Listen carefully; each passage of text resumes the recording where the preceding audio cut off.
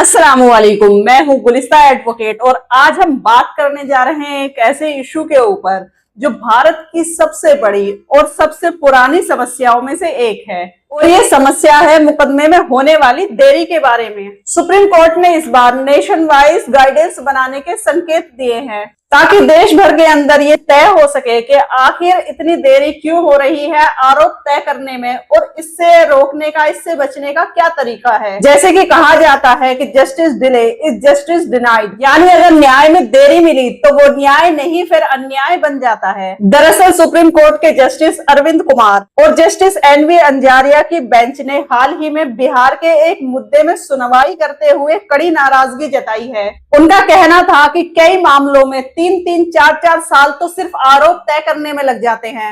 सोचिए अगर सिर्फ चार्ज तय करने के अंदर 4 साल लग जाएंगे तो असल मुकदमा कब शुरू होगा। तो देखिए, इसके अंदर सुप्रीम कोर्ट ने यह साफ कहा है, एक बार जब आरोप पत्र चार्जशीट फाइल हो जाए तो चार्ज जल्दी से जल्दी फ्रेम्ड होने चाहिए। कोर्ट ने यह भी कहा है कि देश भर में ये एक कॉमन प्रॉब्लम बन गई है और इसको खत्म करने के लिए अब न्यू गाइडलाइंस बनाने की जरूरत है। देखिए, मामला जो था वो बिहार के अमन कुमार नाम के एक विचाराधीन कैदी के बारे में है। उस पर कई सालों से डकैती और हत्या के आरोप का केस चल रहा है और अब जाकर कहीं उस केस के अंदर आरोप पत्र दाखिल हुआ है, लेकिन उसके बावजूद भी चार्ज उसके अंदर अभी तक फ्रेम नहीं हो पाए हैं। और इसके चलते अमन ने निचली अदालत और हाई कोर्ट दोनों जगह से जमानत याचिका के लिए आवेदन किया, लेकिन दोनों ही जगहों से उसकी जमानत याचिका को खारिज कर दिया गया। तो अब फाइनली ये मामला पहुंच गया है सुप्रीम कोर्ट के अंदर। और जब सुप्रीम कोर्ट ने ये देखा कि इस केस के अंदर अभी तक कोई चार्ज ही फ्रेम नहीं हुए हैं तो सुप्रीम कोर्ट का लहजा बहुत सख्त हो गया। सुप्रीम कोर्ट का कहना था कि ये हो क्या रहा है, चार्जशीट दाखिल हो चुकी है लेकिन अभी तक चार्ज फ्रेम नहीं हुए हैं। इस मामले का संज्ञान लेते हुए कोर्ट ने attorney general R Venkata Ramani और सॉलिसिटर जनरल तुषार मेहता से इसके लिए मदद मांगी है और इसी के साथ सीनियर एडवोकेट सिद्धार्थ लूथरा और इसी के साथ एडवोकेट नागा मुथु को न्याय मित्र नियुक्त किया है। अब इस मामले की सुनवाई जो होनी है वो होनी है नवंबर के अंदर। कोर्ट ने कहा है कि चार्ज फ्रेमिंग में होने वाली देरी के कारण न्याय व्यवस्था की क्रेडिबिलिटी पर सवाल उठाए जाते हैं। जब एक व्यक्ति सालों तक जेल के अंदर बंद रहता है और उसके खिलाफ कोई चार्ज तय ही नहीं हो पाते हैं तो ऐसे में ना तो वो न्याय पा रहा है, ना कोई सजा पा रहा है और ना ही उसको राहत मिल पा रही है। तो कोर्ट ने पूछा है कि आखिर ऐसा हो क्यों रहा है कि क्रिमिनल मैटर्स के ऊपर चार्ज फ्रेम्ड करने में सालों का वक्त लग जाता है।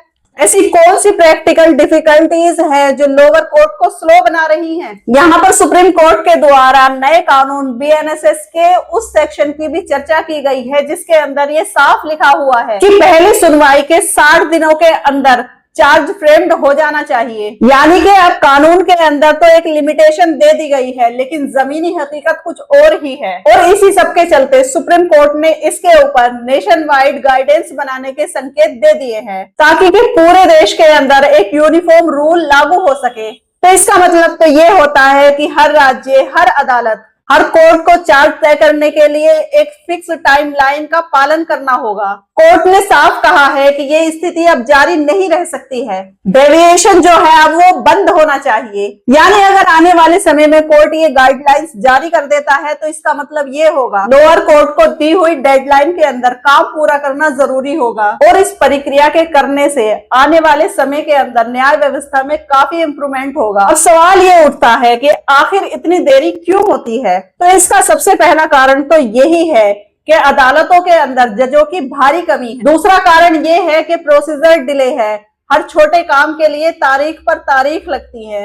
और तीसरा कारण ये है कि कभी कभी इन्वेस्टिगेशन कंप्लीट ही नहीं हो पाती है, कभी डॉक्यूमेंट्स रेडी नहीं होते हैं तो कभी एडवोकेट ही एब्सेंट होते हैं। और इन सब का असर ये होता है कि आरोपी सालों साल जेल के अंदर बिताता है बिना ये तय हुए कि उसके ऊपर आरोप क्या क्या लगे हुए हैं। इसके अंदर कानूनी विशेषज्ञों का ये कहना है कि ये जो कदम है वो न्याय व्यवस्था में एक हिस्टोरिकल कदम साबित होगा, क्योंकि अगर चार्ज फ्रेम करने की प्रक्रिया टाइम बाउंड हो जाए तो फिर केस डिस्पोजल रेट बहुत बढ़ जाएगा। इसके अंदर सीनियर एडवोकेट्स का ये कहना है क्योंकि देश के अंदर न्यायपालिका की सबसे बड़ी समस्या है स्पीड और अकाउंटेबिलिटी की कमी।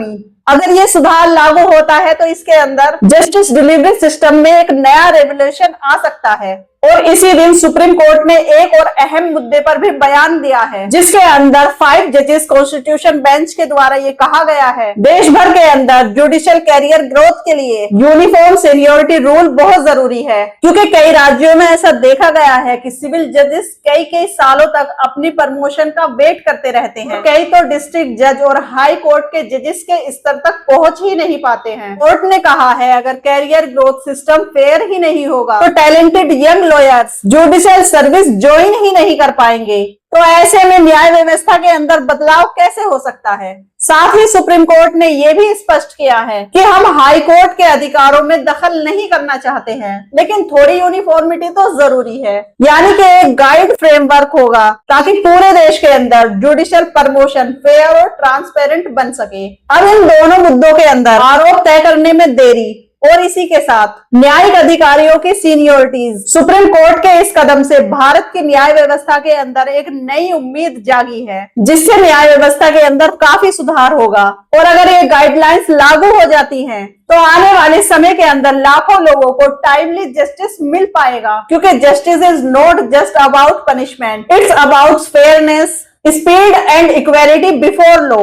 तो अब वक्त आ गया है कि तारीख पर तारीख वाला जमाना खत्म हो और एक ऐसा जुडिशियल सिस्टम बने जो तेज हो, पारदर्शी हो और जनता के भरोसे पर खरा उतर सके। और सुप्रीम कोर्ट का ये कदम उसी दिशा के अंदर एक बड़ा और बोल्ड कदम है। अब देखना ये होगा कि नवंबर की सुनवाई के अंदर क्या ये फाइनल गाइडेंस तय करता है या फिर न्याय व्यवस्था पहले की तरह ही चलेगी। आपका क्या मानना है? क्या अदालतों के अंदर वाकई में टाइम लिमिट लागू करने से जस्टिस सिस्टम के अंदर कोई बदलाव आ पाएगा? अपनी कीमती राय का इजहार कमेंट सेक्शन में जरूर करें।